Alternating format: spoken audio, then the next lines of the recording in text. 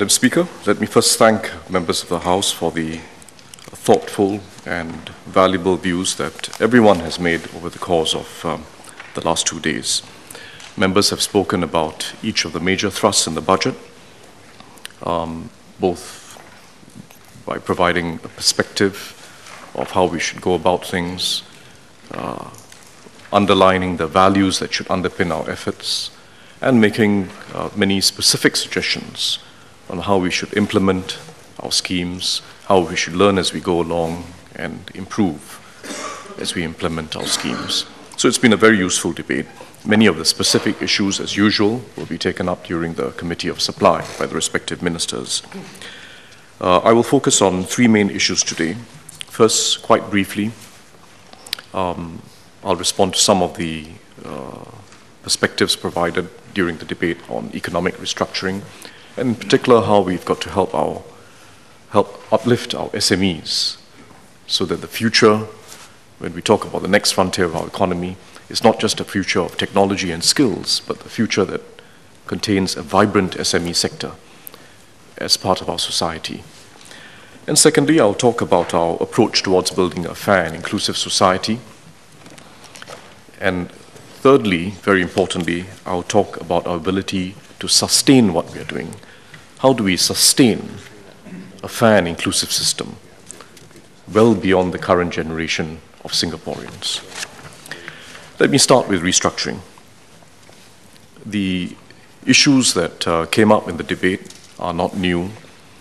If you look at the debates of the last few years, you'll find similar issues coming up, and they illustrate inherent tensions in restructuring our economy. Inherent tensions in moving from one state of economy to a new state of economy with a transition in between. That's an inherently difficult transition. Mr. Inderjit Singh spoke about high business costs. Mr. Yogwat Kwang, Mr. Gan Thiam Poh, several of them highlighted this constant problem of business costs increases at a time when revenues are not growing very rapidly. And it's a real problem. The fundamental reason for business costs being high lies in demand and supply. That's the fundamental reason. We are a supply-constrained economy, but demand by businesses for land, for labor, for all sorts of resources remains high. And there's some positive in that. There's some positive in an environment where businesses are still trying to do business, trying to expand, need more workers, need more space, need more resources. It's not an economy in crisis. Over the last 5 years, the number of new firms formed each year, minus those that exited, so net new firm formation, was 20,000 over 5 years. That's over 4,000 per year. Sorry, 20,000 per year. 20,000 firms formed each year, minusing off those that exit. 20,000 new firms a year. And that's more than twice the preceding 5 years. So during this 5 years, when we've sought to restructure our economy and grapple with the shortages we face in manpower and the increasing constraints of land, we've seen a significant increase in the number of firms being formed across every sector. Even in sectors like the food services sector, hotels, services sector, you've seen the same phenomenon. In the food and accommodation sector, the average number of new firms, minusing off those that have exited, was nearly 1,000 per year, 50% higher than in the preceding 5 years. But revenues overall are not growing more rapidly. They're not growing by 50% more. We all know that.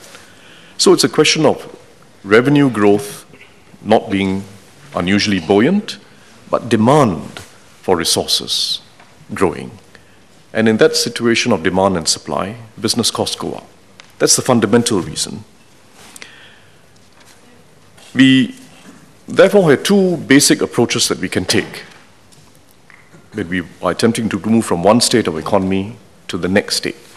two basic approaches that we can take in this transition. One is to find a way to subsidize business costs across the board, subsidize rental costs, subsidize labor costs, subsidize business costs across the board, because actually it's an across-the-board situation. It's a fundamental constraint of resources pitched against increasing demand for resources. It's not about one firm or the other or one sector against another. So find a way in which the government uses taxpayers' money to just subsidize across the board to reduce business costs. That's one way. The other way, as Professor Randolph Tarn and a few others mentioned, is to withdraw support and accelerate the process of restructuring by letting market forces take charge, letting the market sort out more quickly winners from losers. That's another way. And it's not a crazy idea to accelerate restructuring by letting market forces take charge. We have not chosen either approach. We've chosen an approach that is a middle path. It involves, as Mr. Ong Teng Kun and others have pointed out, a phased tightening of our foreign worker policies, starting in 2010, year by year, always giving lead time for workers, but it's been quite a gradual phasing. If you look at it over the 5 years as a whole, it's a significant tightening, but it has been phased in. And very importantly, we have not just collected higher foreign worker levies, but we flowed it back to companies. Flowed it back to companies that are taking some initiative to upgrade, to invest, to improve processes so that they're prepared for higher productivity in the future. And as Randolph Tarn and others know, the process takes time. It takes time to re-engineer a business, sometimes to switch to an entirely new business model, and to train up our people. It takes time. But that's the approach we've taken. Gradual tightening so as to allow the market to work, but very strong support for firms that want to upgrade and do something about it. And we have more than flowed back to the business sector the additional foreign worker levies that we've collected. The reason why we've taken this approach and not the harsher approach of simply allowing market forces to work in the face of a very tight labor market is because shock treatment doesn't just weed out the weakest players. It doesn't just weed out unviable businesses. It has a way of weeding out good businesses as well. It happens in every crisis in every economy. When you go through a deep crisis, you lose many good businesses, including very promising entrepreneurs. So we've taken this phased approach because we're not an economy in crisis. We can afford to take this phased approach. And secondly, we haven't wanted to impose a large cost on our workers. That's the second reason why we've taken this phased approach. And indeed, in the last few years, we've seen a very significant increase in labor force participation amongst older workers as well as people returning to the workforce, in particular women returning to the workforce. And as Ms. Fumi Ha noted, I think quite thoughtfully, when workers who've been out of the workforce for some time or who have lower skills enter the workforce, it doesn't immediately help productivity. It takes time to train up people. It takes time to train up people. And that's another reason why productivity growth has been hampered, because we have, as part of our social objectives, tried to make it as friendly as possible an economic environment for anyone who wants to join the workforce and contribute to the family. And I think that was the right balance that we've taken. But we do have to ensure that our SME sector, 5 and 10 years from now, is a vibrant one. We won't be able to keep all our SMEs, but we want to have a critical mass of SMEs in every sector of the economy. That is Singaporean. They're part of our society, not just our economy. They're part of our society. We want them to be there in the future Singapore economy. Innovative SMEs, expanding abroad, and even where in the domestic market, finding a new way of doing business or bringing new ideas to the market. And it can be done. It can be done. We are seeing leaders already amongst our SMEs in every field that are breaking the mold. It can be done. We are sparing no resources in helping our SMEs. And I think, although we have complaints on how many agencies we have, how many schemes we have, frankly, these are second-order issues. It just depends on the entrepreneurs. If they are willing to take advantage of schemes, the schemes are there. They are more generous than any other economy I know of. More generous than any other economy I know of. When you add up all our schemes, the tax incentives, which are broad-based like the PIC, the grant schemes through Spring, IDA, MDA, and the other schemes, when you add it all up together, it's a very generous set of support. Please come and take advantage of it. And the government will work as closely as possible with our trade associations, our chambers, to help more companies take advantage of our schemes. But entrepreneurs have to rise to the occasion. Not small numbers. Mr. Thomas Chua had asked about the numbers. Not small numbers have been taking advantage of these schemes. If you look at our innovation and capability vouchers, which help small companies to take incremental but significant steps, we've had about 16,000 vouchers dispersed, 90% of which going to very small businesses. If you look at IDA's iSprint scheme, about 7,000 SMEs have been implementing new IT solutions. IDA has also been promoting sectoral platforms, and we've had 46 sectoral platforms taking root, and which will yield positive results in time to come, I'm sure. Spring's Capability Development Scheme, which is one step up, higher than the innovation and capability vouchers.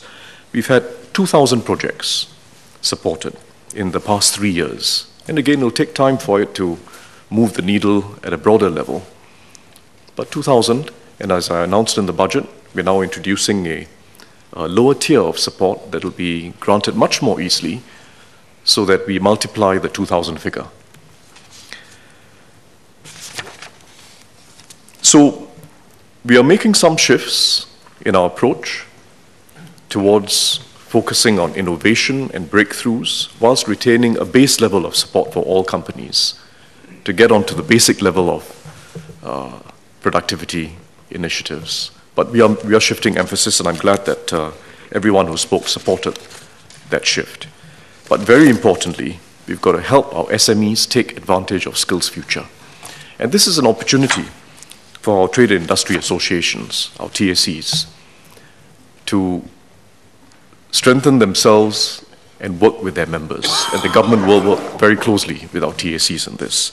Skills Future is a real opportunity. Industry by industry, sub-industry by sub-industry, we'll work with the TACs and clusters of companies to develop Singaporeans and to develop talent. Develop courses that really suit the needs of the industry. Short courses, modular courses, helping workers take advantage of new technologies, and develop training options that are meaningful to the individual, meaningful to the Singaporean. And a very important part of this initiative of helping SMEs will be to develop a pool of mentors who work with specific industries and firms to help them. Because as we've noted, SMEs on their own will find it difficult to train up their people and take full advantage of Skills Future. So that TACs and a pool of mentors will help our SMEs. There are already examples of how this can be done. The furniture industry is one of them. The Singapore Furniture Industries Council, just a few weeks ago, collaborated with NTUC, E2I, and WDA to launch the Creative Craftsman Entrepreneurship Program, combining on-the-job training with training at the Institute to develop a local pool of skilled local craftsmen. A good example, and it's when some TACs take the lead that I think others will begin to move. And they'll know that we'll provide very strong support as government for the TACs that take the initiative. Skills Future was supported by everyone who spoke, and I'm glad that the Workers' Party too joined in support of this whole initiative. There were very useful suggestions on how we should go about it. And in particular, I'd like to highlight the suggestion that several MPs made, Ms. Jessica Tan, Ms. Irene Ng, Mr. Patrick Tay, Dr. Intan, Mr. David Ong, Mr. An Hin Kee, Engineer Lee Biwa, and I'm sure I missed out some other names. But in particular, the suggestion that we should not just develop a landscape of offerings, but we should actually work with groups of Singaporeans to develop offerings that meet their needs. So it's not just about the landscape of offerings on the one side and then firms on the other. We've got to actually help groups of Singaporeans to meet their needs. Our mid-career PMEs, our homemakers, our low-income workers, Singaporeans aspiring for leadership positions, groups of Singaporeans who really need, in some cases, hand-holding, in some cases, some customization within this landscape. And I think that's a very exciting opportunity to develop intermediaries, mentors, use our trade associations, and have individuals who are also passionate about this come forward and work with groups of people, including our homemakers, as was emphasized, who do want to return to work for some period of time, part-time or full-time. We will place great emphasis on developing quality offerings. This has been emphasized by everyone, in particular by Ms. Denise Phua and Ms. Fumi Ha. We've studied the experience in some other countries. The UK did experiment with individual learning accounts sometime in more than a decade ago. And they faced problems because there was a lack of quality assurance, and they didn't place enough emphasis on developing the supply side, developing a training landscape that was relevant to the needs of employers and individuals. It's no point just creating an account where you put money into people's account. You need to ensure quality, you need to assure people of quality, and you need to ensure relevance to jobs and to individuals. And that's what our primary focus will be about. So Skills Future, frankly, will itself be a learning journey. We are embarking on a major new phase in developing our people. It involves some experimentation. It involves learning as we go along. But let's do it with the right spirit. As Mr. Lim Swee Say says, everyone plays a part in this, and we just need the mindset of embracing the future. We all have to embrace the future. And I think this will, in time to come, prove to be a transformative force in our society.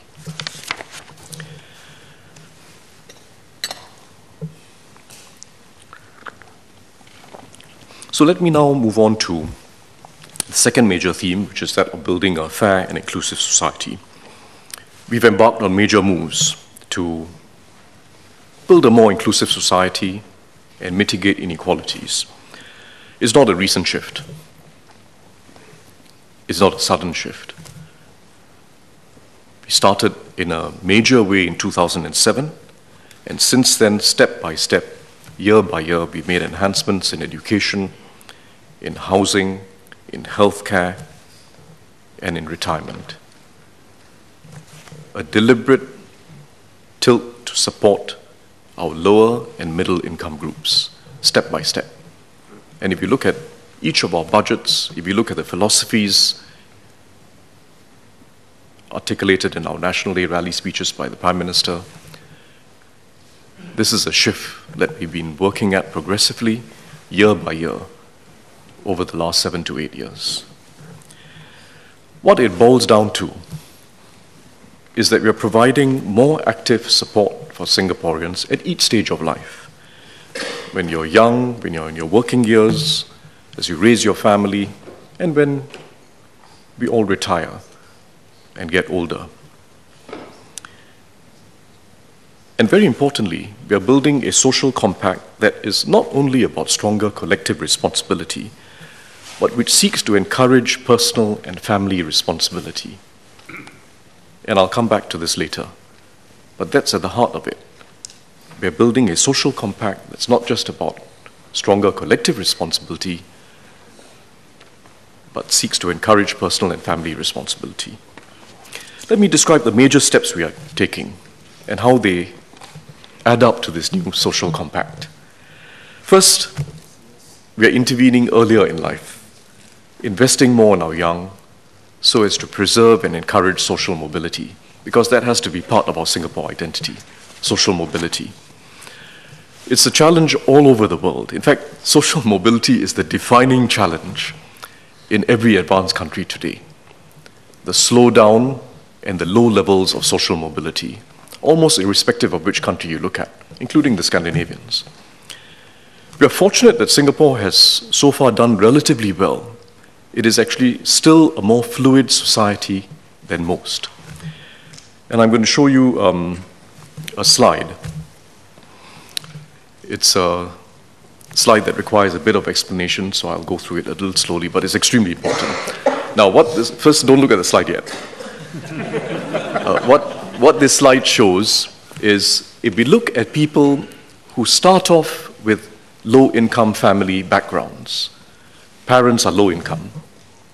We take the bottom 20% of parents. We look at what happened to the children once they finish education, entered work, and are well into their working lives. Where did they end up?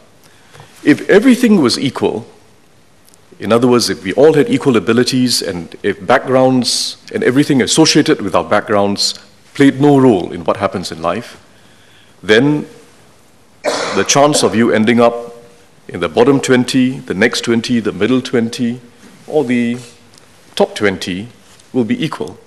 We'd be all distributed 20% in each quintile of society if everything was equal. But everything is not equal. There is the lottery of birth. And in every society, your background is associated not just with your abilities, but a culture around your background in every society. And what has been seen in most advanced societies, for reasons that are not fully understood, is that in the last 20 years especially, people who are better off are not just giving more resources to their kids, but they're just putting a lot more time and effort into their kids for reasons that are not fully understood. Everyone else in society is trying to do the best for their kids, as they have always done, but for some reason, those at the top are just putting even more effort into helping their kids succeed, starting very early and through life. That's society. And those are the natural workings of society. So we can't help those natural workings of society. It's true everywhere in the world. But we want to give the best chance for someone who starts off with a low-income background or middle-income background to move up. Make sure it remains a fluid society. Now look at the data. If you look at the US, basically what this shows is that for those who start off within the bottom 20, only 7.5% of them, that's about 1 in 15, 1 in 14, 1 in 14 make it into the top 20%. If everything was equal, 20% of them would be in the top 20%. But in fact, only 7.5% make it in the top 20%. And this is now widely acknowledged in the US. They used to think of themselves as a place with considerably more mobility than Europe. Actually, it has not been the case for decades. The UK is not very different. Very little mobility. Poverty today is poverty tomorrow. It's entrenched. The Scandinavian economies are somewhat better, so about 10% to 12% of those who start off in the lower income group end up in the top quintile, the top 20%.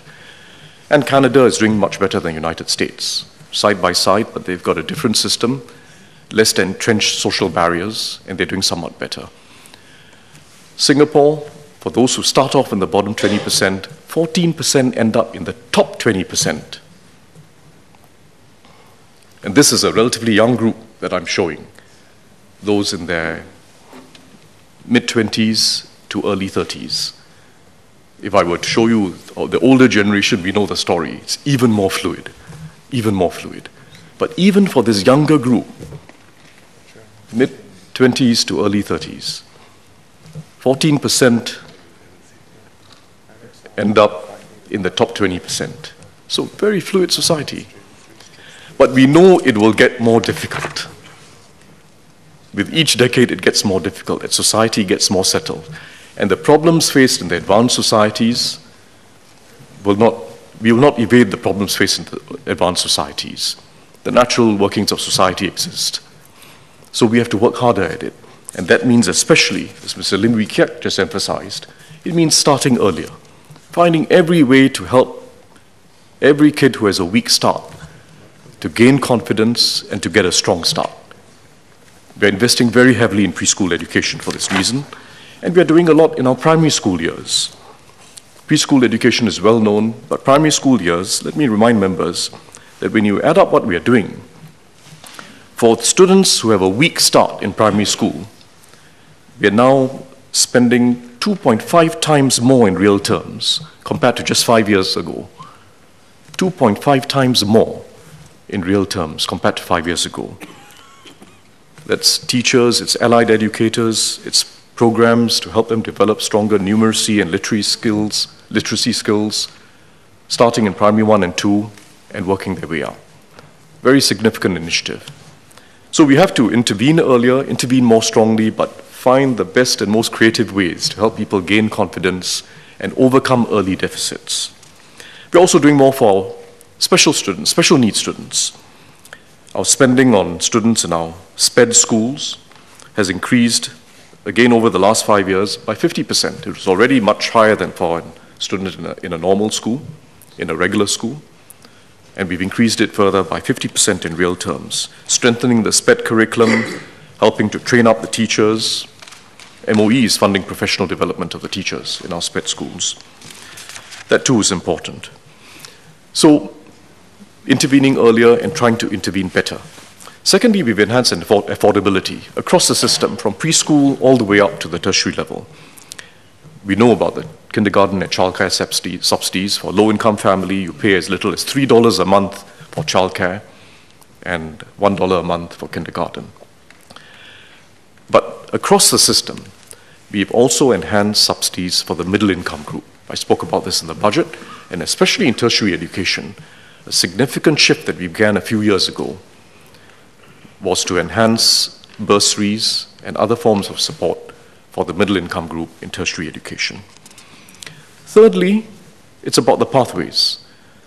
By creating more diverse pathways to cater to every talent and inclination, and even different learning styles, we're also trying to promote social mobility.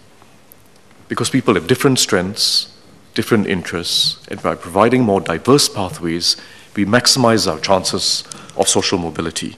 And that has been true in the school system, but especially true at the tertiary level. And the strengthening of the applied pathway is a critical route to social mobility. So that's education, major set of initiatives. Second major initiative we've taken is to promote home ownership, particularly by helping the lower and middle income groups. And I'm not going to go into details because members know the details. Of course, prices are not like what they were 40 or 50 years ago. And that's exactly why the older generation today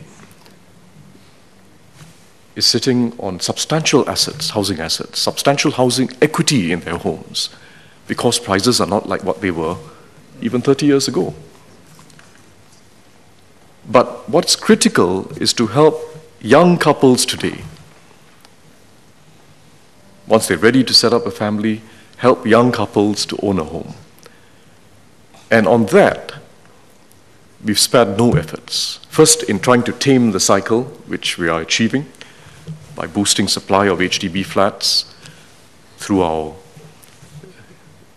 additional buyer stamp duties and seller stamp duties, all the measures we've taken to try to tame the cycle. It's working, and it's working better than in Hong Kong or some other places. But very importantly, it's also about the enhancement of housing grants, the HDB grants, the BTO grants. What we are able to achieve for a young couple in Singapore today is unmatched by any other leading city in Asia. We know about Hong Kong, of course, extremely high housing prices. Likewise, Shanghai and Beijing, Tokyo, Seoul, Taipei, even Sydney and Melbourne.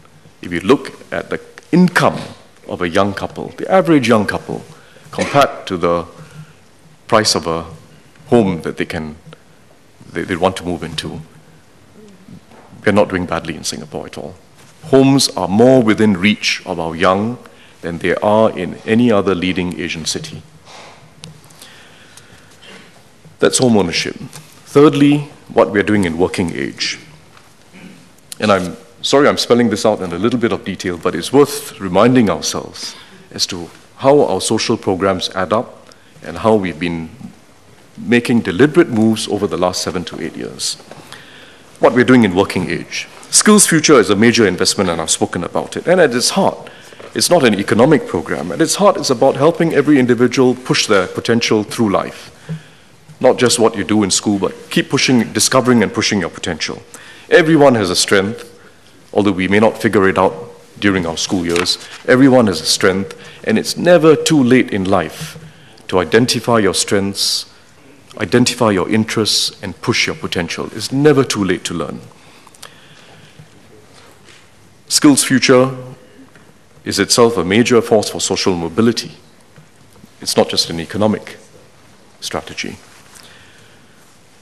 Fourthly, we've also taken significant moves to temper inequality. Workfare was a major step. Started in 2006 with a temporary scheme, made it permanent in 2007, and we enhanced it in 2010 and 2013, and we'll continue to review it in future, so that even as wages go up over time, we will still want to use workfare to redistribute and temper inequalities. Workfare is not about alleviating absolute poverty. It's about mitigating inequality even as incomes rise. We have to mitigate inequality. And for the lowest paid workers, the progressive wage model is now working its way through first the cleaning industry. We are moving on to the security industry next. And we focused on industries where outsourcing is prevalent and which are prone to cheap sourcing as a result of outsourcing practices. That's what we focused on. We've also introduced a permanent GST voucher scheme. Again, it's a redistributive device, a permanent GST voucher scheme to help lower income households. So that's the fourth initiative, tempering the disparities in life. Fifth, we're giving greater assurance in old age so that our elderly can make the most of life.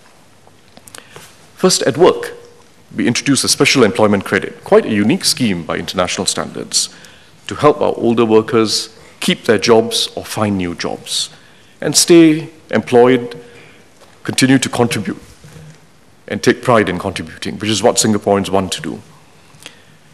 But beyond work, we've made very significant shifts in healthcare.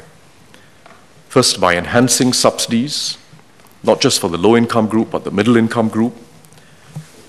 Last year, through the Pioneer Generation package.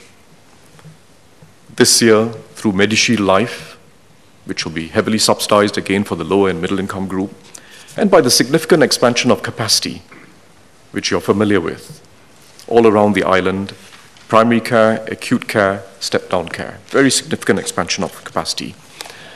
And next, we'll be rolling out the Silver Support Scheme to provide a further supplement, a supplement to personal savings and family support. And Silver Support, like Workfare, will be a way of tempering inequalities through life. Finally, we are doing more to encourage the community to take responsibility and to step in. In 2011, in Budget 2011, we had a major initiative, the Community Silver Trust Scheme. We put aside $1 billion for dollar-for-dollar matching for voluntary contributions to VWOs, providing for either long-term care or helping the disabled. Major scheme. And I should add, in relation to Mr. Teo Hopin's question, that the Community Silver Trust, in fact, provides matching grants for the NKF and for kidney dialysis. And more recently, we've launched the Care and Share SG50 movement. It was rolled out in 2013, and we've extended it.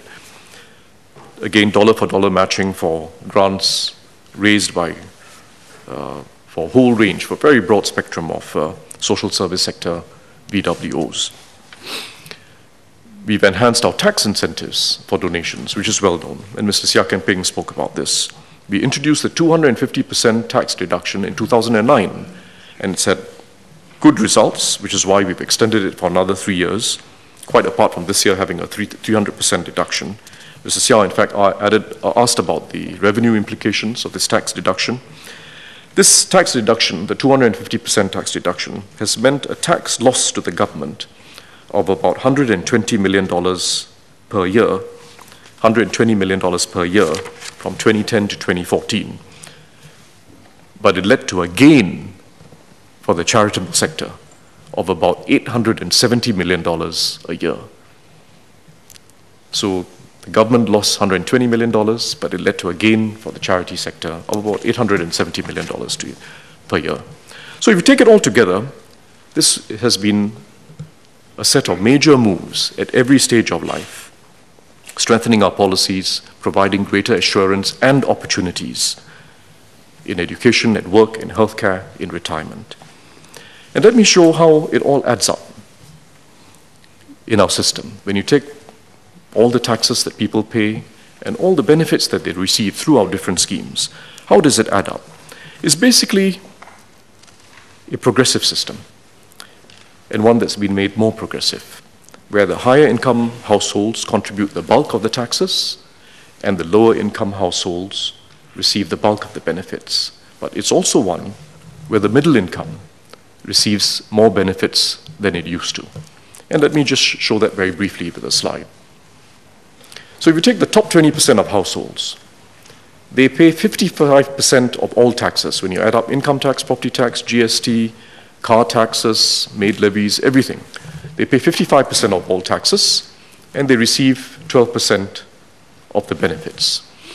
If you look next at the bottom 20% of households, or if you look next at the middle 20% of households, they pay 11% of all taxes, and they receive 20% of all benefits. When I say middle 20%, I mean those between the 40th and 60th percentile. They pay 11% of all taxes, and they receive 20% of all benefits. And the lowest 20% of households pays 9% of all taxes, largely through the GST. They pay, everyone contributes, and the low income group contributes through the GST and a few indirect taxes, but mainly the GST. So they pay 9% of all taxes, but they receive 27% of all benefits. It's a progressive system. And I should add that we have also shifted significantly in the weight being placed on structural transfers, permanent schemes, as distinct from temporary schemes that we're able to afford when the budget is in good shape. 90% of our transfers last year comprised permanent schemes. The system is not just about redistributing from the rich to the poor. It's also about the middle income group, very importantly. The middle income group in Singapore are net beneficiaries of our system. And there's been a very significant increase in the amount of benefits the middle income group have got over the last 10 years.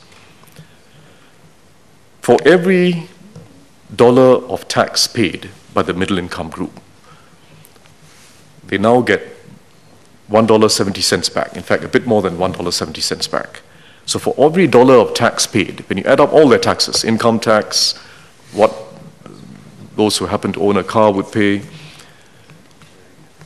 add all the taxes, property tax and so on, for every dollar of tax they pay, they get $1.70 back in benefits. And this is real data that refers to the middle 20% in our society, Singaporeans. And it's gone up significantly over the last 10 years. And it's a fair system. The benefits that our middle income group get are not like what you see in the Scandinavian countries or the UK or many other advanced countries. Some of them have free healthcare, free tertiary education, free many things. But they're paying for it. It's not free. It is never free. And in most of these societies, with the Scandinavian countries being a classic example, in fact, their tax systems are not particularly progressive. They rely mainly on the VAT and high income tax for everyone to be able to flow back the benefits. Everyone is paying for the free benefits that they're getting. And when you add it all up, the benefits they get for the dollar of tax they pay in the middle income group is in fact less than ours. I'll show you another chart which compares us to some other countries. So the US is the lowest tax country amongst the advanced countries generally. The income taxes for the person in the middle, it's about 17% effective tax rate, relatively low compared to many other advanced countries. In Singapore, it's close to zero for those in the middle. In the US, it's about 17%, lower than the UK and the Scandinavian countries. And the US, when you look at their sales tax, they don't have a national GST, but they've got sales taxes at the local level, which are about 4 to 11%. The US has somewhat lower taxes than most. And in the US, you get about $1.30 back for every dollar of tax you pay. Finland is about $1.30 as well. UK is slightly more. And in Singapore, it's about $1.70. So we are a low tax regime. We try to keep the burden of taxes on the middle income group especially low. We target our benefits in healthcare and education in every area to support the low income group and the middle income group, but we target it. And in general, everyone co-pays for what we are getting. So we know that nothing is for free. We co-pay, we keep taxes low, and the net benefits are ones which the middle income group gains from. So that's worth highlighting. Now let me go on to explain what this adds up to in terms of our thinking, our values, and our philosophy. We have tilted our system deliberately to help our lower and middle income group. And in the last 5 years, there's been a significant tilt. The government is playing a more active role in redistribution. But the key to building a stronger society is not in how much we are doing to redistribute. It is about how we strengthen the values that undergird and sustain a fair and inclusive society. It's not how much we are doing, but how we do it, and whether what we are doing helps to strengthen the values and the habits that sustain a fair and inclusive society. And at the heart of it all, we are seeking to build a stronger social compact for the future. A compact where personal and collective responsibility go hand in hand. That's at the heart of what we're doing. We're seeking to build a stronger social compact where personal and collective responsibility reinforce each other and go hand in hand. Our approach is quite different from the cradle-to-grave welfarism that was developed over 50 or 60 years in many of the advanced countries. Our approach is about empowering people and aspirations and rewarding responsibility throughout life. That's our approach. It's quite different from cradle-to-grave welfarism. It's about encouraging and empowering people to learn at every age, to work, to take second or third chances, and to make meaningful contributions through our careers, whichever the job. Helping people to own a home, and whether as breadwinners or homemakers, to raise the next generation. And helping everyone to make the most of life even in our senior years.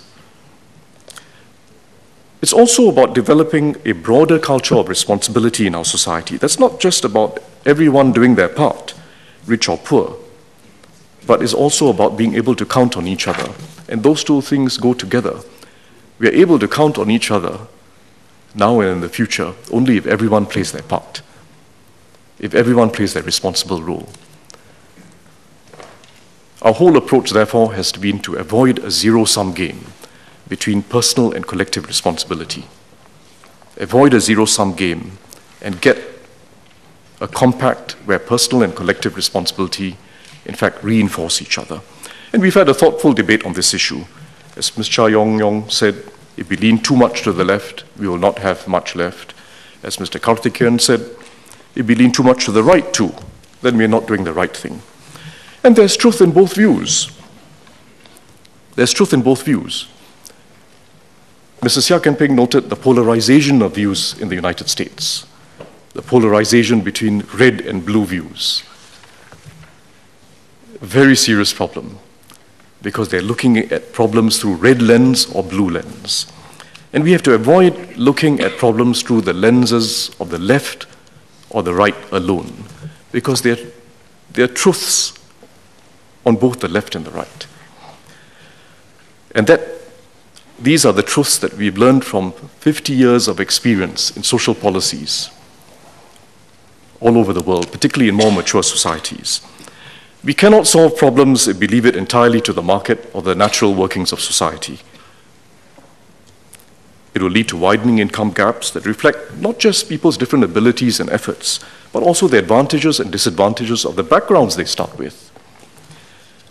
And it will sap the morale of our society if we just leave it to the market to sort things out. Neither can we think that social policy interventions alone can create a fair and cohesive society. Without a culture of personal responsibility in the family, in education, at work, and saving for our future, it will not create a fair and inclusive society, and it will sap the vim and energy of our society at every level.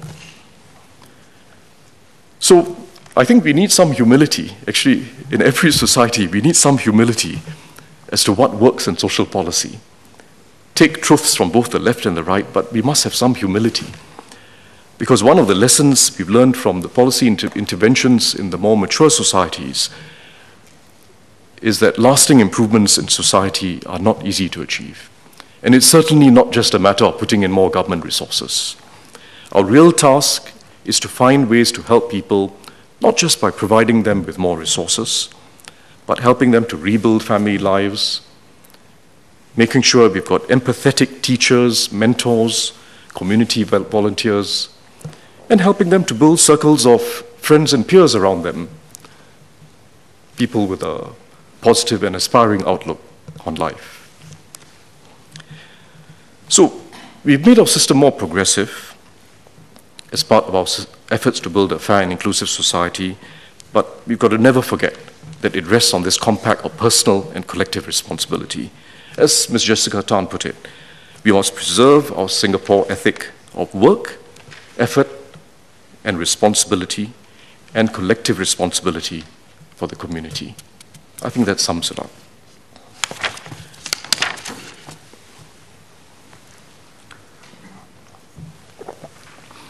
Let me now talk about a critical issue, which is sustainability.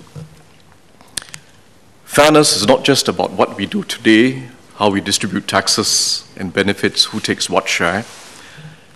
It's not just about the current generation. We must build a fair and inclusive society for today's generation, our children's generation, and generations into the future. That's the difficult task. There are countries that are more progressive than us. There are countries that, in fact, achieved a very high degree of transfers and redistribution. But it's worth watching them and how they change over time, how their values change, and also whether they've been able to sustain what they're doing. The whole experience of the UK, Europe, and to some extent the United States has been one of building up unsustainable social welfare systems. The UK is a very good example. With each electoral term, each party and each government coming into power has increased social spending, and increased spending particularly on the elderly. It's a vote buyer. But the system is now unsustainable, and they're paying the price. Unfortunately, the ones who are paying the price are the young and the lower income group. Spending in the UK in the last few years has been cut for children. In fact, between 2009 and 2012, I don't have the more recent data, but I know that it's been intensified austerity. Real spending per child in early education fell by 25%. Spending was cut on programs to strengthen childcare, subsidize early education for disadvantaged children. Significant cut, more than a 30% cut on these early education initiatives. Spending on social services was cut. And it's not as if it was to help poor retirees. because the whole weakness of their system was to extend benefits to everyone, including the upper middle income group and the rich. So the rich get generous pensions, they get winter fuel allowances, they get free transport, they get everything. And even a conservative government today has committed to preserving those benefits for the rich and the upper middle income group at the expense of the young and the poor. That's how inequitable it is. We've got to sustain a fair, inclusive society for generations, not one election at a time. The US faces the same situation. It's lower tax than many European countries, but the same basic flaw of looking at things short-term and through a highly political lens. What's happened in the US now is and the Obama administration has recognized this, they're severely constrained for the future, in investing in their future. The reason is because, first, the interest on the debts they've accumulated are going to grow as a share of their budget. Interest payments on debt are going to increase by almost 2% of GDP over the next 10 years. Secondly, the entitlements that have been promised are also going to grow because people are getting older. So when you add those two things together, the interest payments on debt and the entitlements as a fixed item of their budget, there's less being left over for the rest of spending, and they're having to cut back on spending on the future, on fostering opportunities. They're having to cut back. And if you look at it at a state level, California and other states, very significant cutback in education spending. Inequitable. Inequitable.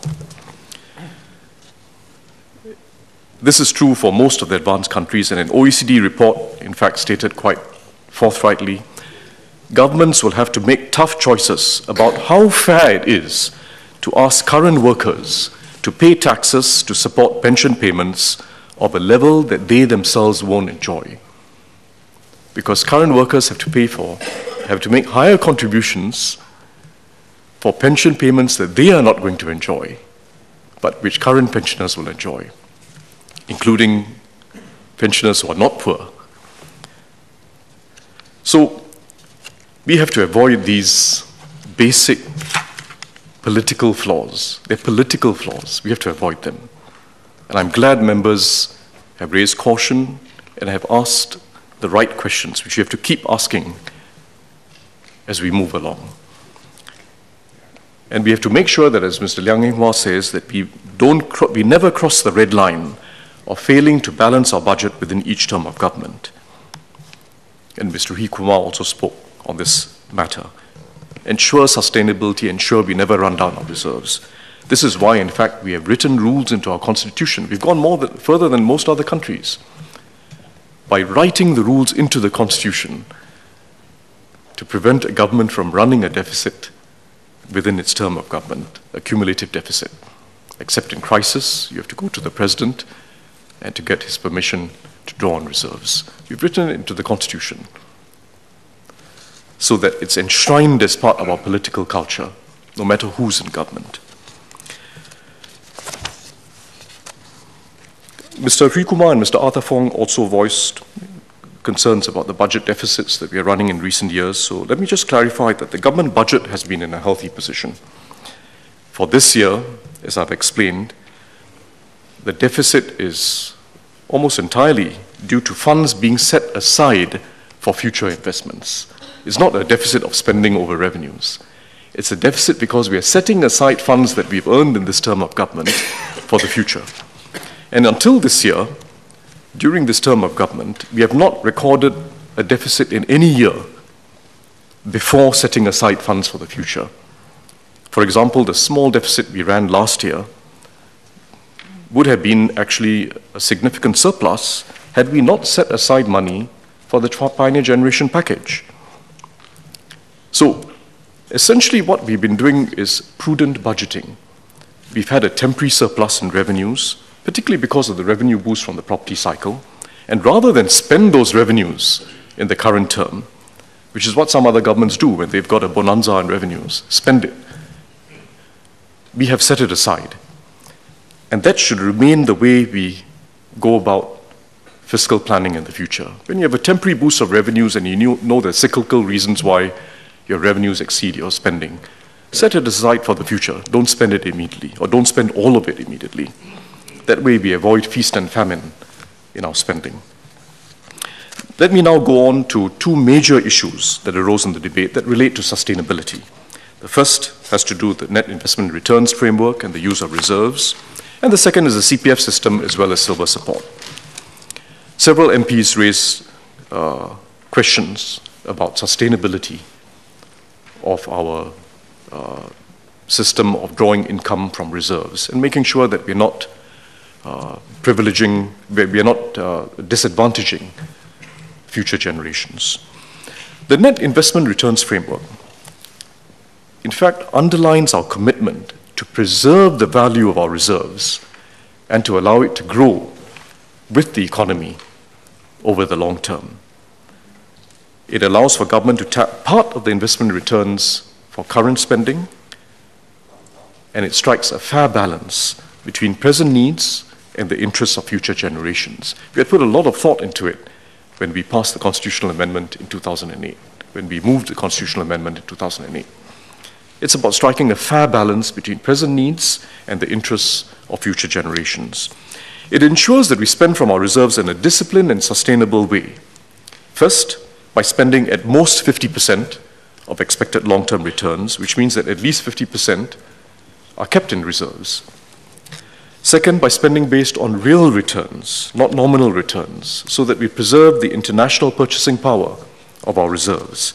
Otherwise, if you have high inflation globally and you earn higher nominal investment returns and you spend more on that basis, actually what you're doing is reducing the real value of your reserves for the future.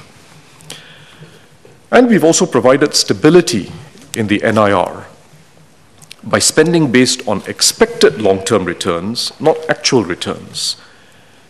And this recognizes that actual returns will be more volatile than long-term expected returns. But we smooth our asset base. And this is an important point. The two ways in which we achieve the stability over time. First, we are spending based on expected returns rather than actual returns, which can be volatile. But secondly, we also smooth our asset base. So for instance, if there's a boom in asset markets, a boom in asset prices, and the value of our reserves go up, the value of the asset base goes up. We don't spend on the basis of that boom in asset prices. We smooth the asset base so as to discount the latest changes in prices. So if there's a boom in asset prices, it doesn't mean you spend more NIR because you do a smoothing of the asset base. So these are rules that we've written in that help ensure that there's a fair balance between current and future generations. There have also been some questions, understandably, in the media about whether bringing Temasek into the NIR framework will impact Temasek's investment strategy. And the same question actually can be asked about the GIC and the MAS. So let me assure members that this will not be the case for Temasek, just as it is not the case for the GIC and the MAS. The NIR framework provides a formula to work out how much the government can spend from reserves. That's what the NIR framework is about. It's not based on actual returns, but on the expected long-term real rate that our investment entities, that we expect our investment entities to earn within the framework. It's about the expected long-term real rate of return of each of our investment entities, not based on actual returns. So it is not a dividend policy in disguise that determines how much cash Temasek has to pay the government each year. And if anything, by focusing on expected long-term returns, we ensure that at no time in the future does the government put pressure on our investment entities to sell assets, realize capital gains, and pay more dividends. It keeps the investment strategies independent of the spending rule of the government. The natural question that arises, of course, is that if the government is spending on the basis of expected returns, which will not year by year be matched by actual returns, where then does the government obtain the funds, the cash flow, for the NIR to go into the budget? This is a liquidity management issue, not to do with the spending rule and not to do with investment strategies of investment entities. It's a liquidity management issue which I had addressed in Parliament when we first introduced the NIR framework. And I won't go into the details again, but we have a variety of sources of liquidity and cash flows that will enable us to manage the government's liquidity needs independent of the investment strategies of the three entities, Temasek, GIC, and MAS. So let me assure you that what we are doing does not change investment strategy in the least. I go on now to a second important issue in sustainability, which is the CPF system and silver support.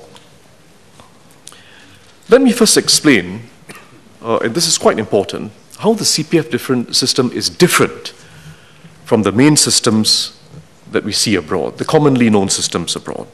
And in particular, how we've tried to avoid the major disadvantages of these other systems, whilst being able to take some of the advantages. It's a very important feature of the CPF system. We are actually a system that's quite different from the main systems that you see abroad. There are basically two main types of retirement systems, retirement saving systems. The first are collective pension schemes, where everyone pays taxes or regular contributions into a common pool while working, in return for a promised regular payout in retirement. They're usually state-run, some are actually employer-run, but they're basically collective pension schemes. Everyone pays into the common pool, and you're assured of a certain payout in retirement. That's one type of system. Second type of system is individual retirement accounts, not collective. Individual retirement accounts, where the individual puts his savings into an individual retirement plan, and he or she draws on their own account in retirement. And people have to choose how their monies are invested, and they take the investment risk. In the US, they call this the 401k schemes. In Hong Kong, the MPF scheme is designed that way. It's purely individual retirement account. You choose your investments and you take your investment risk. And the Australian superannuation system is another example. Within the industry, the first type of scheme that I spoke about, the collective pension schemes, are often known as defined benefit schemes because the benefits are determined in advance and they're not linked strictly to your contributions. And the second type, the individual retirement accounts, are called defined contribution schemes because the benefits are not known, they depend on investment returns, but your contributions are what is known in advance. So those are the two schemes. Both have their pluses and minuses. The collective pension schemes promise individuals a regular payout throughout retirement without them bearing investment risk. They also involve redistribution, which is done in two ways. Typically, there's a minimum level of benefit, which helps the low-income group, and that involves a transfer within the state pension scheme, a transfer from the higher and the middle-income groups to the lower-income group within the pension scheme. Secondly, there's a transfer across generations, and in particular from the younger working population to the elderly, to the current elderly. These are pay-as-you-go schemes, where the benefits of today's elderly are funded by the contributions of today's working population. There are some advantages to the collective pension schemes because they provide some certainty to the retiree, and they involve some necessary redistribution to the lower income group. But there are major disadvantages in the way these schemes have been run because the benefits have been made more generous over time and they can no longer be afforded by the current working population, as I spoke about earlier. And countries are now making major reforms, one after another, to cut back on the future benefits of today's working population because of unsustainable benefits that had been promised previously. So people who start work today have to contribute more, but will receive less benefits compared to current retirees. As a result of this unsustainability, there's a shift in most countries away from the emphasis on collective pension schemes towards individual retirement accounts. But the individual retirement accounts still remain quite small compared to the collective pension schemes. They're really a small layer on top of what is really a system of collective pooling of contributions through the state and sometimes through the employer. The individual retirement accounts have their pluses and minuses. The plus is that it's financially sustainable because what payout you get depends on what you put in. It doesn't depend on intergenerational transfers. The big disadvantage is the investment risk is borne by the individual, and this risk can be substantial. And we have learned, especially over the last 10 years, that the risk is substantial on the individual. I explained this in Parliament last year, how in general, individuals on these who are in these individual retirement accounts in the UK and in Europe have substantially underperformed the market averages. Substantially underperform the market averages. First, because they don't time their investments well, they make the wrong investment decisions, or they're poorly advised. And secondly, because of the timing of their retirement, because of the luck of when they retire. If you retire during a crisis, you just have much lower retirement payouts for the rest of your life compared to someone who retired during a boom. The CPF system is neither of these two approaches, collective pension scheme or individual retirement account. It is both individual and collective. It is first and foremost built on individual savings and responsibility, first and foremost. But there's a strong element of collective responsibility built into the CPF scheme. The government provides support through the budget to lower income members and provides assurance to all. And through CPF Life, we are pooling risks to support one another in the face of life's uncertainties throughout retirement. So there's a collective responsibility that's built into the CPF system, both through the government and through members pooling risks in retirement through CPF Life. The whole purpose of the CPF is to avoid the major disadvantages seen by the two schemes I spoke about, whilst incorporating some of their advantages. It is progressive, like most of the collective pension schemes, but it is financially sustainable, unlike the collective pension schemes. It places no investment risk on the individual, unlike the defined contribution schemes or the individual retirement accounts. So let me emphasize this, that the reason why the CPF system is both progressive and sustainable, which is a rarity, the reason why it is both sustainable and progressive is because the transfers that take place in the CPF are from the government budget, not through generations from one generation, transfers from one generation to the next, or promises made to the current generation which eventually have to be funded by the next generation. It is transfers that are achieved through the government budget, and a government that is a AAA rating. That is the strength of the CPF system.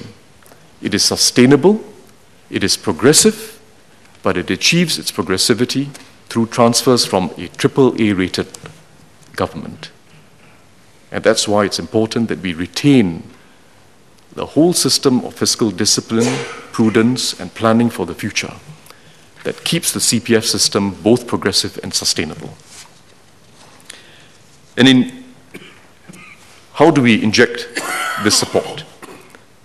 Through workfare, which is a very significant infusion into the accounts of low-income workers, through housing grants for the lower and middle-income member, through MediSave top-ups, which are now a permanent feature for the pioneer generation, MediSave top-ups throughout their retirement years, and through extra interest on smaller balances. And in each of these areas, in each of these elements of progressivity, there's been an enhancement, a significant enhancement since 2007. If we take, to illustrate how significant this government's role in the CPF is, this aspect of collective responsibility is in the CPF, if you consider a young worker today taking advantage of all our schemes in the CPF, all the enhancements we made, a young worker, someone who's at the 10th percentile of incomes today, by the time he retires at age 65, he would have received $200,000 of government support in his CPF through workfare, through the housing grant, and I'm not counting interest earned on the housing grant, just the original housing grant, workfare, and extra interest.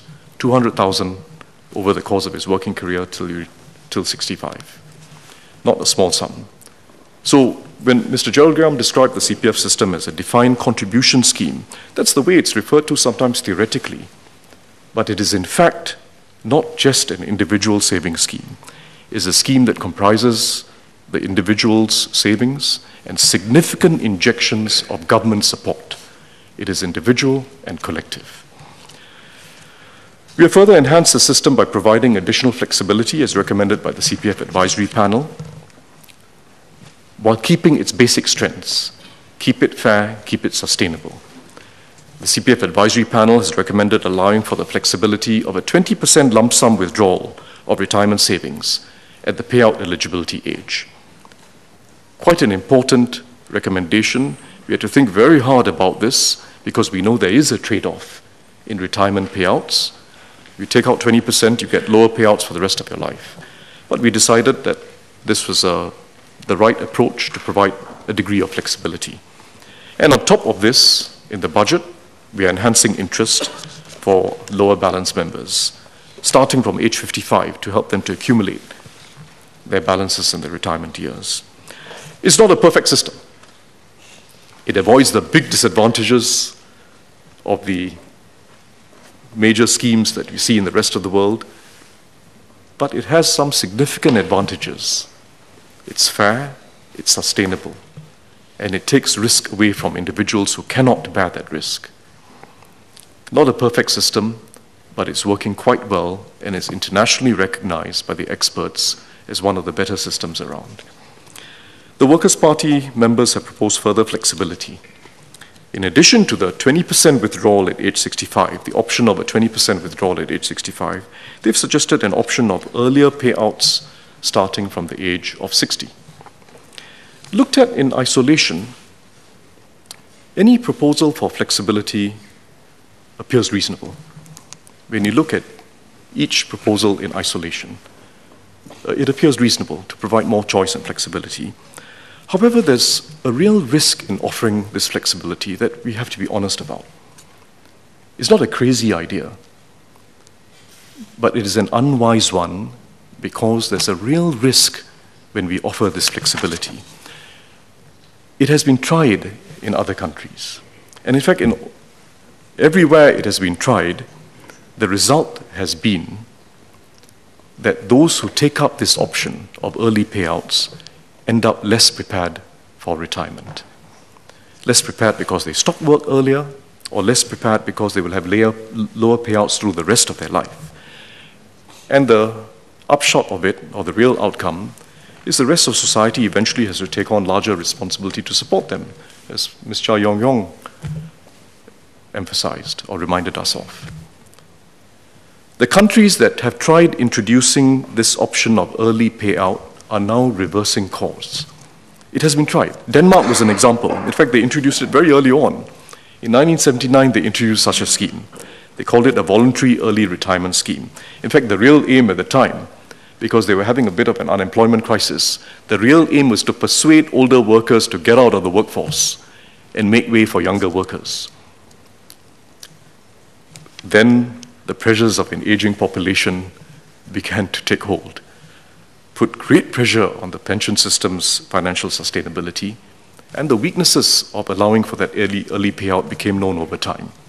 So in 2006 and then in 2011, they passed reforms to reverse course, to phase out this early retirement option and this early pension payout option. It was supported, in fact, by the opposition and the government at the time, and they've had changes in government, so the new government that's come in has stuck to that policy of phasing it out. Because it was the wrong move for the individual and the wrong move for the rest of society, which would have had to end up paying a higher burden. That's what it amounted to. It was the wrong move for the individual and the wrong move for the rest of society. The Finnish are another example, very similar example. They introduced it and they've had to reverse course. The French, more recently, just 2 years ago, 2012, they made a concession for some workers to get an earlier payout from age 60. They went against the grain. but only for some workers, those who start work at 18 years old and have made a minimum contribution of almost 42 years into the system. A small group. But even for this group, they realized just 2 years later, last year, that it was a mistake. They're going to face growing pension deficits, and they realized this was actually a mistake in helping individuals prepare for their retirement. So they've now had to take steps to reverse their decision, and they're bringing the minimum contribution period up from that 41.5 years or so back to 43 years. So they're extending the minimum contribution period you need to 43 years before you can have an early payout, which very few people will qualify for. The UK has also gone against the grain, allowing retirees to take out their retirement savings early. They were previously mandated to put their monies in an annuity. It's a bit like the CPF Life, but you can choose your annuity.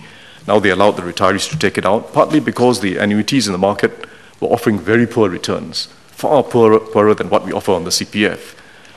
So it's partly a political gesture, largely a political gesture. They've allowed retirees to take their money out early and do what they want.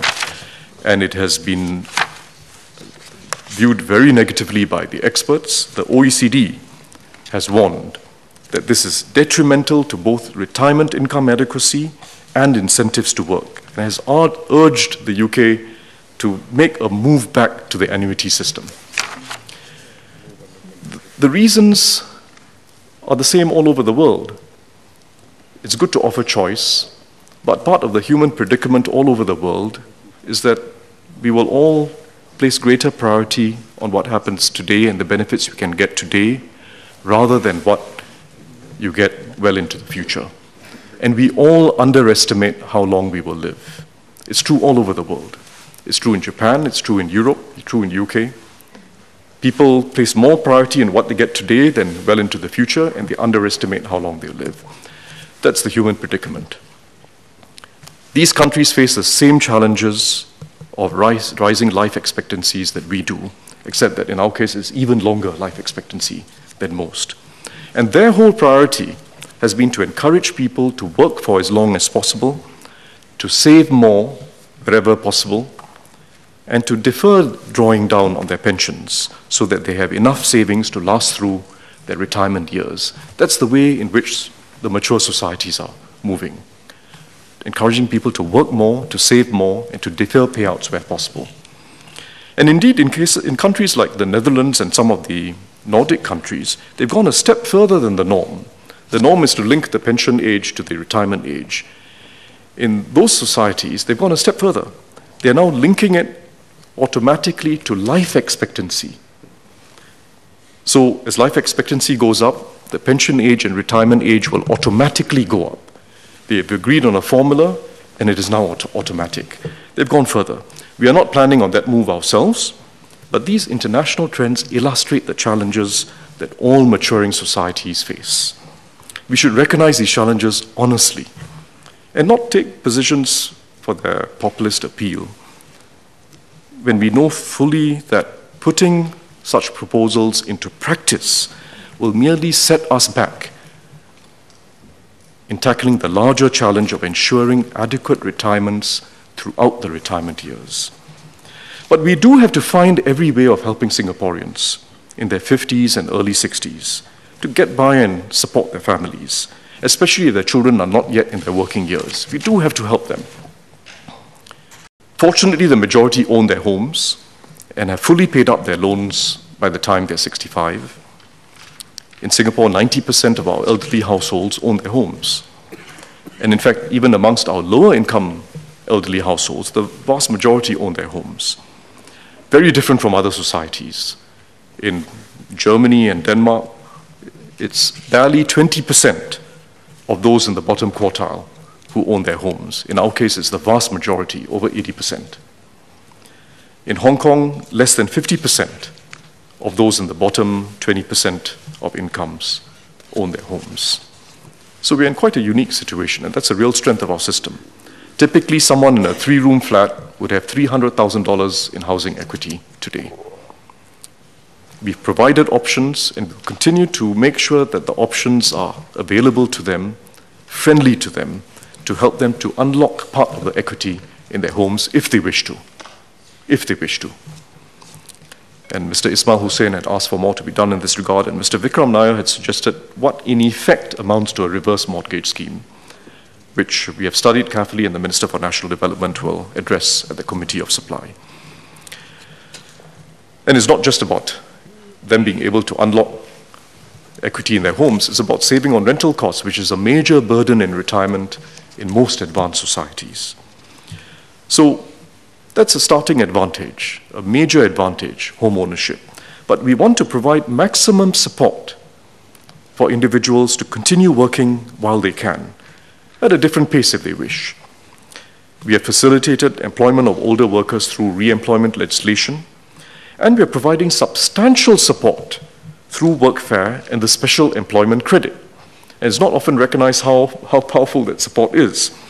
For someone above the age of 65, or let's say someone at 65, who's a low-wage worker, earning between $1,000 and $1,500, the government is effectively paying 20 to 40% on top of what the employer is paying through workfare and the special employment credit. Special employment credit of 11.5% and workfare of 10 to 30%, depending on his income.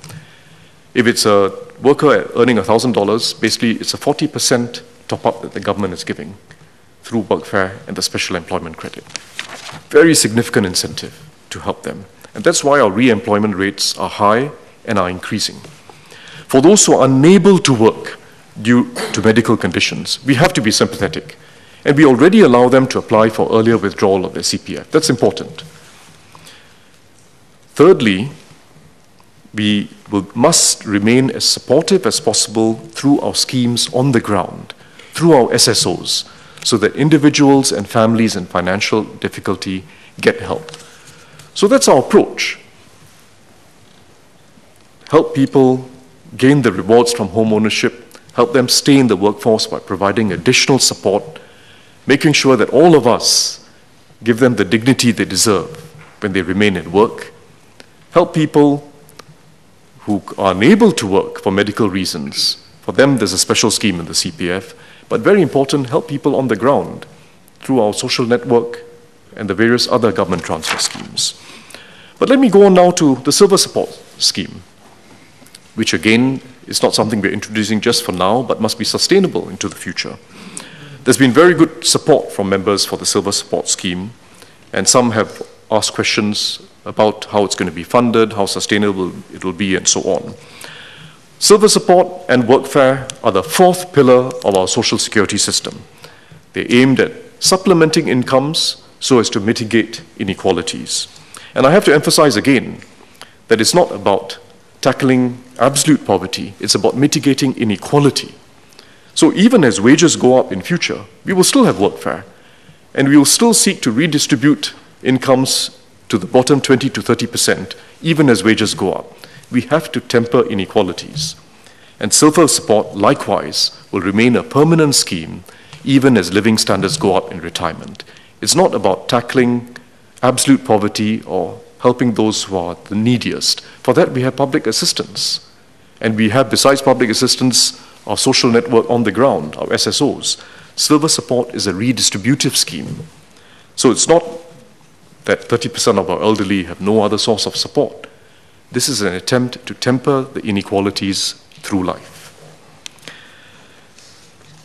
And I was heartened by the fact that most MPs reiterated the importance of the values of personal responsibility and family responsibility. We look after our children when we raise them, and our children look after us in our older years. That's a critical part of the Singapore ethic, and MPs emphasize that we've got to retain that ethic. Amongst elderly HDB households with children, close to 8 in 10 are in fact able to rely on their children for regular financial support. This is what the surveys show. And a substantial proportion of those in the bottom 30% in fact get support from their children. They also get government support. Outside of silver support, there's other government support. Significant transfers, in fact. Amongst the bottom 30% of retiree households who will get the bottom 30% that we are targeting for silver support. An individual retiree receives on average about $640 per month today from the government in subsidies and transfers. $640. This is through the GSTV, through CHAS, through the other government subsidies in healthcare and other areas, and through Comcare. The question of how silver support would be funded came up. Mr. Ang Wei Ning and Mr. Liang Ming Hua asked this question. First, let me clarify that this is unlike the Pioneer Generation Package. In the Pioneer Generation Package, we are setting aside funds for a special cohort of Singaporeans who built our country. It's defined by when you were born, not defined by how old you are now and in the future. It's a special cohort of Singaporeans, and it's a commitment made by today's government. That is why we decided to set aside the funds today from the revenues that we had in this term of government to fund the entire cost of the Pioneer Generation Package. The Silver Support Scheme is different. Like Workfare, it is a permanent scheme for today and tomorrow's retirees, for a future generation of retirees, and it will be funded out of our annual budget. And that's why we have sized the Silver Support Scheme the right way, both in terms of the coverage, as well as avoiding the mistakes seen elsewhere where coverage is extended to everyone. And we've also sized it right in terms of the extent of benefits, not just for fiscal reasons, but to ensure that we preserve that ethic of family support and community support. So we've built the Silver Support Scheme and its future funding requirements into our fiscal planning. The sums will grow over time as more baby boomers retire. But the far bigger driver for our social expenditure is that of healthcare spending.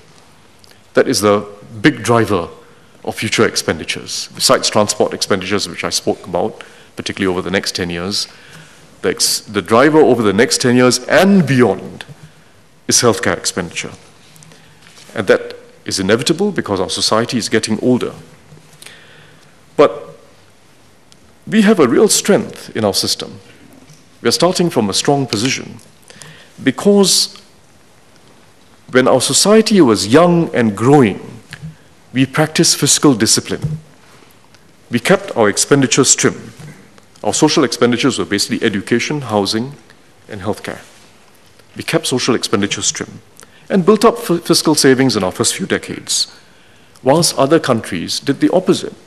The experience of the advanced countries was that when they were young and growing, they built up their social benefits, in fact, with unfunded commitments, and they're now paying the price. Our position is exactly the reverse.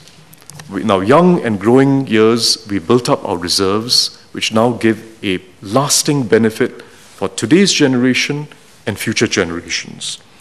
We have a steady stream from our NRIC, which will be sustainable well into the future, as I've explained. The rules on the reserves ensure that the reserves will not be depleted, and they will benefit both current and future generations. We've prepared ourselves in advance, and that must remain the way in which we plan for our budgets in the decades to come.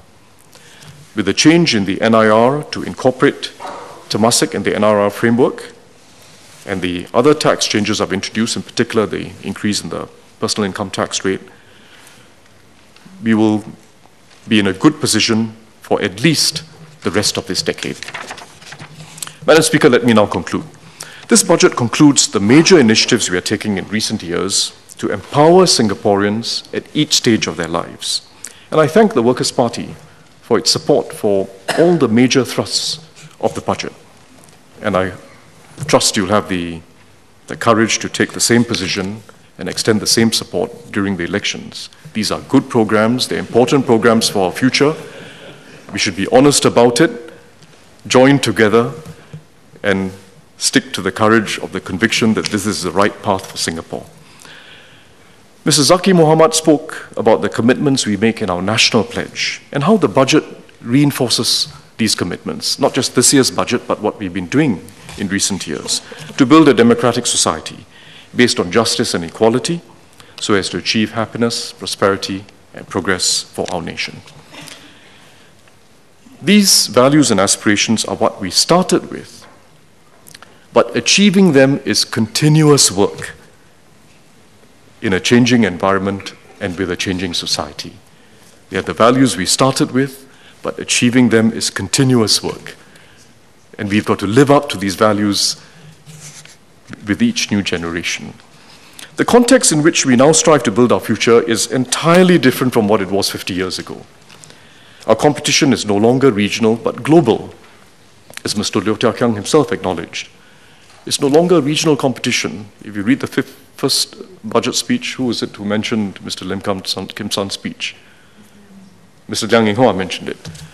He spoke about Indonesia, about Malaysia. It's about the region and how we earn our place in the region. The competition is now global. It's Asia-wide, it's emerging countries around the world, and it is the most advanced countries. We can no longer prosper and progress through hard work alone. Our people have to master deep skills in every field, and our enterprises have to bring new ideas to the market. Or as Mr. Lim Swee Say said, fly east and chase sunrises.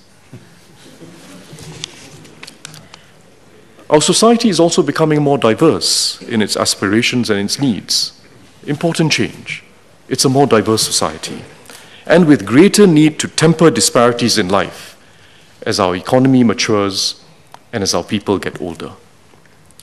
So our strategies, both economic and social, must evolve as the environment around us changes, as the competition changes, and as our own society changes. But at the end of the day, it is not just about the economic and social strategies of the government, and not just about what we do from one budget to the next. It's not just about seizing new economic opportunities and strengthening social security. Most importantly, it is about how we relate to each other as people, the respect we extend to every citizen for the effort that they put in, and the care that we extend to one another. As Mr. Lee Kuan Yew said nearly 2 decades ago, we cannot measure our happiness just by our GDP growth. It is how our families and friends care for each other, how we look after our old and nurture our young. They are what make for a closely knit society, one we can be proud to belong to. Madam Speaker, I thank you.